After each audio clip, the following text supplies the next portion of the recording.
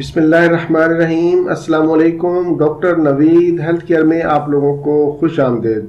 उम्मीद है आप सब लोग खैरियत से होंगे। आज का हमारा प्रोग्राम गिरते बालों, सर की खुश्की, सिकरी के लिए है।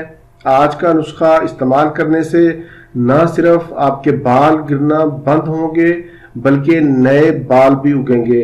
सफ़ेद बाल भी आहिस्ता आहिस्ता इंशाल्लाह काले होना शुरू हो जाएंगे। बाल घने, लंबे और मजबूत होंगे। सर में ठंडक का एहसास होगा। बाल नरमो मुलायम होंगे। दो मुंह वाले बालों का भी खात्मा होगा।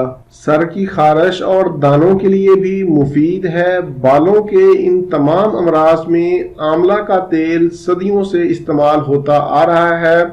ये तेल आपको बाजार से भी मिल जाता है लेकिन वो खालिस नहीं होता। आज के प्रोग्राम में मैं आपको घर पर आंवला का तेल बनाने का बहुत ही आसान तरीका बताता हूं। आप इसको बनाएं और इस्तेमाल करें।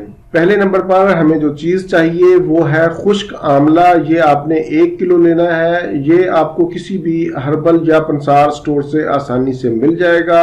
इसको आपने 1 किलो गर्म पानी में रात को भिगोकर रख देना है। सुबह उठकर इसमें 1 किलो सरसों का तेल डालकर आग पर पकाएं। सरसों के तेल की जगह पर आप नारियल का तेल भी इस्तेमाल कर सकते हैं। इसको आपने इतना पकाना है कि पानी खुश्क हो जाए और आंवले काले हो जाएं, जल जाएं। तो फिर इस तेल को ठंडा होने दें, इसको छान लें, आंवला को फेंक दें और तेल को किसी शीशे की बोतल में महफूज कर लें। आपका आंवले का तेल तैयार है।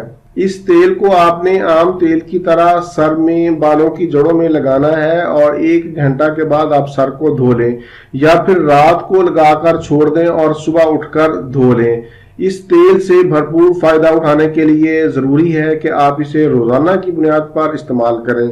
इंशाल्लाह ये तेल बालों के जुमला तमाम अमराज के लिए बहुत ही मुफीद साबित होगा। ये था मेरा आज का मालूमाती प्रोग्राम बालों के हवाले से। उम्मीद है आप लोगों को पसंद आएगा।